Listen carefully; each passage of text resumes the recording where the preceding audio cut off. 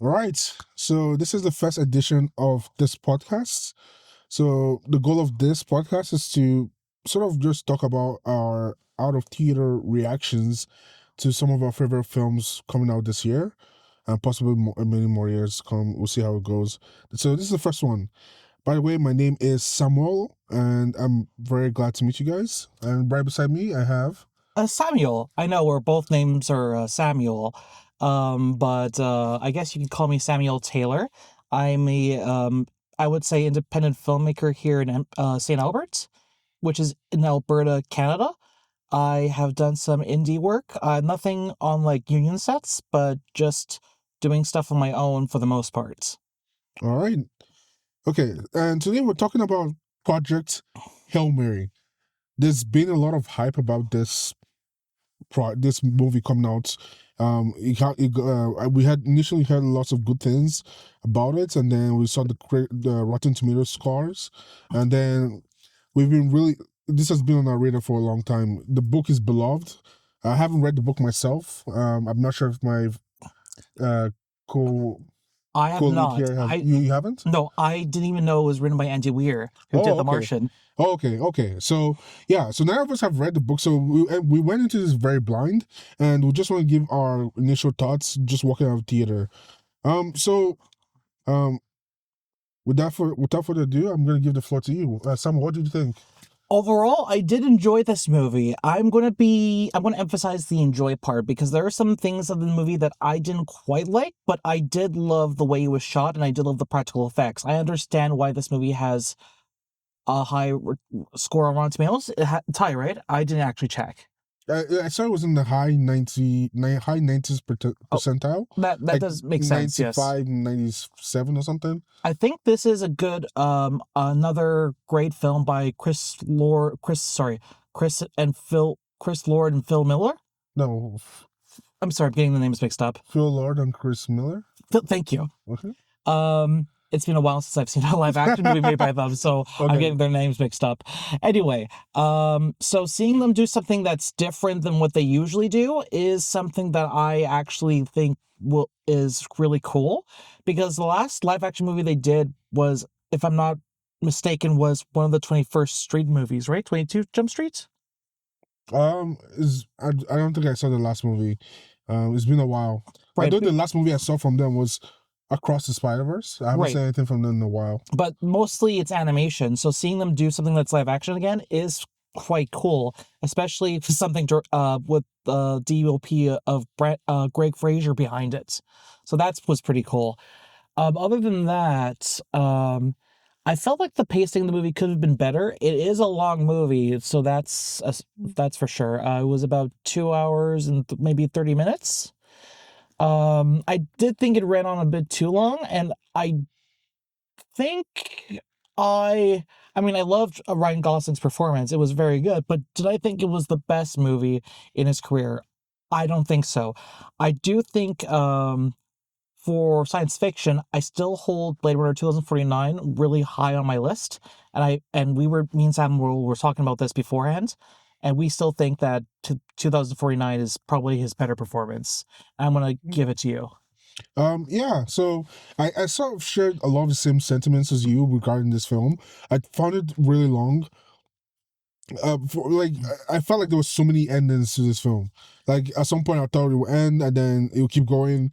It's gonna end here. It will keep going. It was gonna end this time. It will keep going, and then overall, I just found it. I found myself sort of checking the time. When you start checking the time, that's not a good idea, right? That means the as like I'm someone who loves sci-fi. I consume sci-fi, whether space opera, whatever kind of sci-fi. I love sci-fi. So like, regardless, I was gonna, on some level be interested in this film because it's more so hard sci-fi. But while watching it, I just found it to be a bit of a drag at some points. I really liked the premise, and it does have some. Uh, like the premise was really inviting, but then the way it was executed, and where the story decided to go, I wasn't super invested in that, to say. But I did find Ryan Gosling's performance pretty good. He's in like damn near 100% of the movie. He is like a very like he carries the movie. And although this movie technically has a huge scope, it's surprisingly small. It's very small and intimate. So it's Ryan Gosling and spoilers, Rocky, and this was actually in the trailers, right? So I believe so, yes. yeah, so not spoilers. So Ryan Gosling, for the most part, and then Rocky for the main plot line, and then when we flash back to him preparing to go on this trip, we have a little bit of some other characters as well. But overall, I found it very surprisingly way more small scale, way more intimate than I expected it to be. Even though it technically all this huge stakes in the story. We're never really in contact with like the people of Earth that are being affected by whatever is going on here. It's just we talk about it, but then we're really just focusing on Grace and how he's feeling and the immediate people around him. Right. And I kind of want to go to The Martian for this because this is another adaptation of a Andy Weir novel. Compared to The Martian, where everything felt more in line with reality, I felt like with this movie, we were dealing with stuff that's beyond reality, if that makes any sense. Like, we're dealing more into like the theoretical science fiction elements, like meeting new aliens or finding another dystopian, reality and what would cause that. I feel like they were delving to like possibilities that we haven't really encountered yet. With The Martian, I think the reason why it connects with me more was because everything that we know about Mars and the science behind the film itself, as well as the book, was very much set in reality. So there is a bit of a disconnect with this movie compared to something like The Martian, but I still think this was a really good movie. I think so too. Like it's worth the watch. Again, like I said, the premise is actually pretty interesting. And while I'm not a fan of it, I imagine this film would be some people's favorite film that they've ever seen. I can imagine like it's a very funny film as well. Oh, I very think funny. I think some of my problem also lies in the comedic tone that it took. Like while it's the comedy worked for me. I did find it a little over the top or overdone sometimes. So I would have liked them to scale it back sometimes and then really set a more serious tone for the premise. But overall, it's worth the watch. Is if you want for go to, if you want to go for the visuals, the comedy, just the how heartwarming it is. The relationship between Rocky and Grace would really have you in the feels. So I do think that part was really well done. I think that was the heart of the movie, and I do think they captured that pretty well yeah, for the I most think part. that's my favorite part of the film. Yeah, Yeah, yeah, especially with the third act between two of them. and I am impressed that they were able to depict an alien and make him expressive because he's an alien without a face. Sorry, spoilers. Um, like he's essentially a literal rock-like creature, spider rock thing. I don't know how to put it in words, but the way they were able to have that character express emotions in the way that they did in this film, I thought was brilliant. Although there were some moments that reminded me of a film called Arrival. I'm so sorry. I feel like I'm comparing this movie to better films, in my opinion. Yeah, it Because did remind me of Arrival a Arrival little with like bit. the communication thing, I Yeah, think Arrival did that better because way better.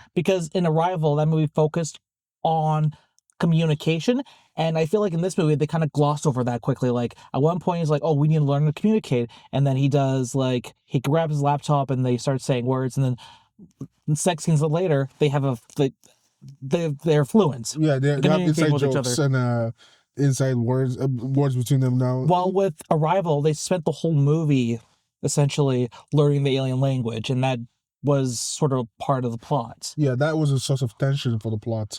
This Right. one is just sort of thrown in there.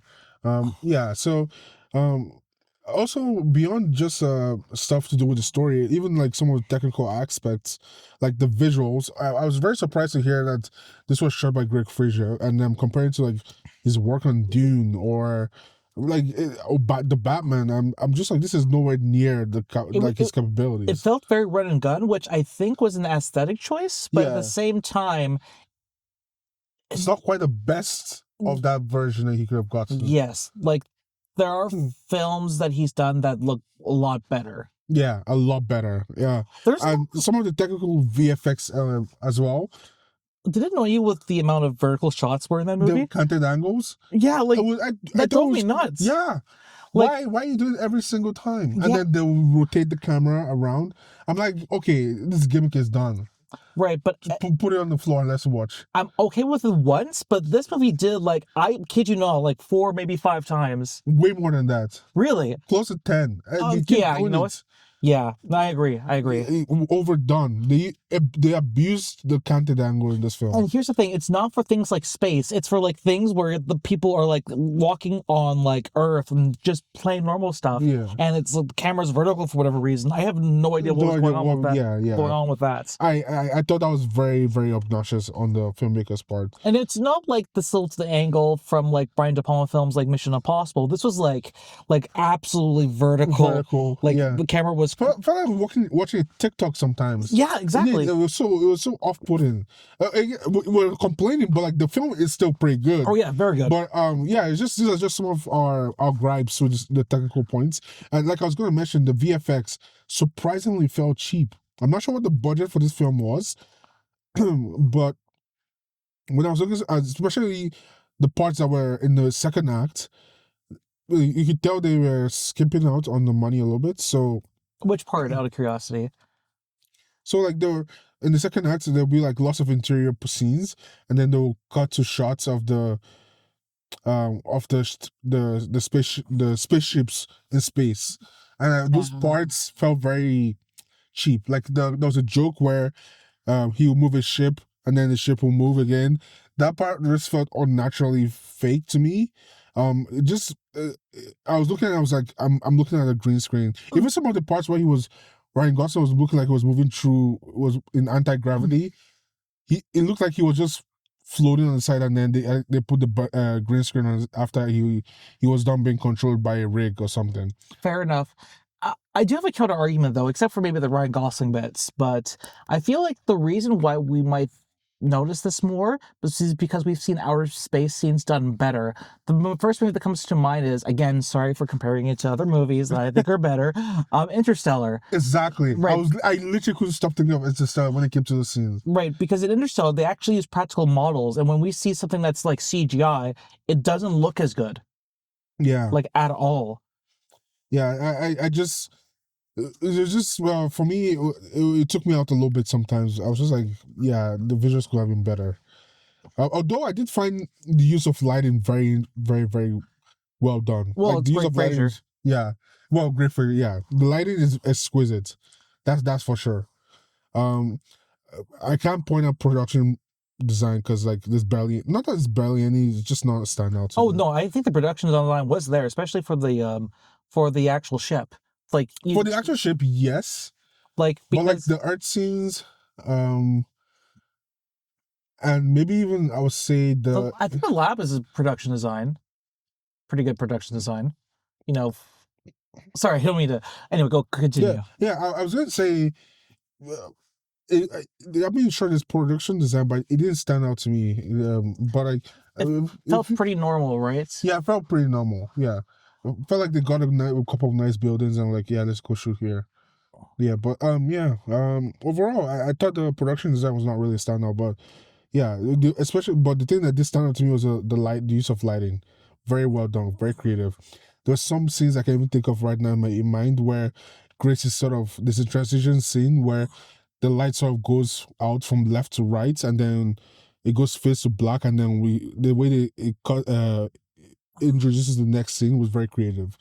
I don't know if you remember this shot where it's a medium close, and Grace is sitting facing the camera after talking to the camera after doing a recording of vlog for his scientific stuff, and then it's sort of the light goes off from the left of the screen to the right of the screen, and then fades to black. I thought that was a very interesting choice for a way to transition between scenes. It had a very nice effect that quite worked for me. I can remember that for some reason. Oh, which is funny because yeah, no, I can't remember that. Weird. Yeah, it's one shot in like a very long movie. Maybe because it was so seamless, I didn't notice it. Yeah, I just thought it was very beautiful and seamless transition, and it stuck out to me.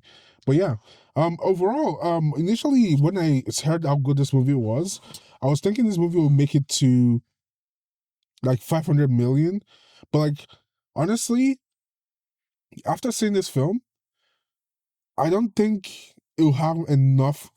Like, it's not quite the story you think it is.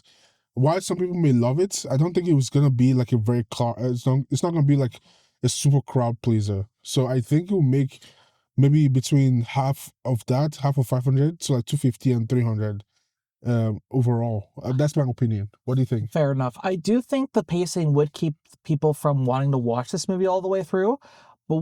But I do, but I disagree with you in one aspect. This movie I thought was very crowd pleasing, especially the ending. It felt very blockbustery, if that makes any sense. Okay, yeah, I'll Yeah, give you that. I'll give you right. that. The Because third act is a standout in the entire film. I thought oh, it was very good. oh, absolutely. For me, I don't necessarily like blockbuster movie endings, if that makes any sense. I like movies that say something. A film that comes to mind, again, so sorry, is Seven. I don't a movie that gives you an impression, I think, is better than having a standard movie where everything's like okay at the end. I like something that makes me think after the credits roll, if that makes any sense. Yeah, I get what you mean. Like a more hard hitting like ending. Like, oh, like he leaves you like some like a gut punch or something. No, not gut punch, but like something to think about. Like this one's very much more on the happier ending side. With Grace on the planet Rocky's planet, and they were all like he was teaching them and everything. So it's a happy ending. I think it might work well with most audiences, but like I'm thinking about the ability to really pull in people to see a science fiction movie this heady. I don't know. I'm not quite sure it will make up to 500 mil. No, and I'm inclined to agree with you on that, but like for a different reason. But yeah, Yeah, what's your reason though? no, I think explained it. Wait. But the pacing. The pacing.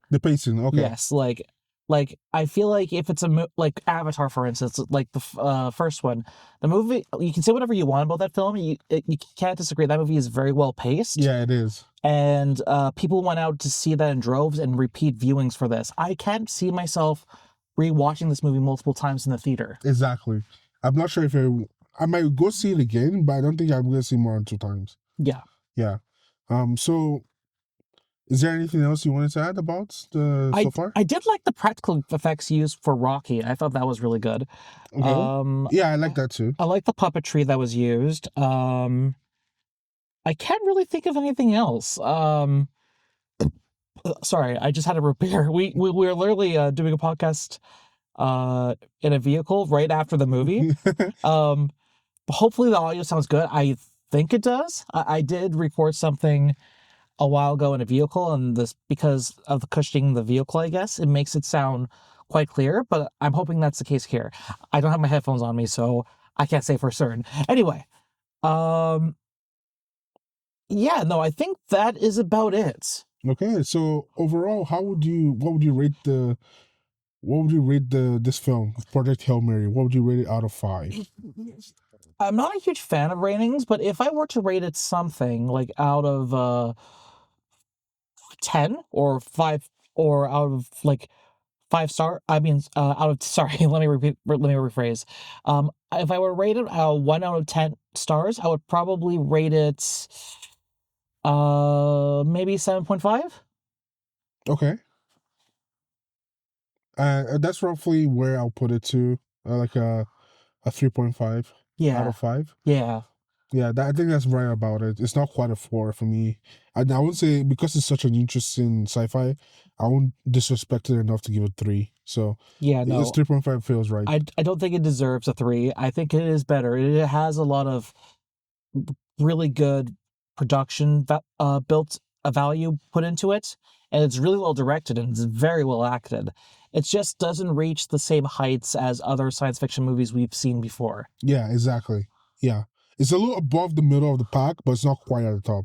Yeah. Yeah. I think you nailed it there. Yeah. All right. So that is our verdict on Project Hail Mary. Thank you guys for coming to this first episode.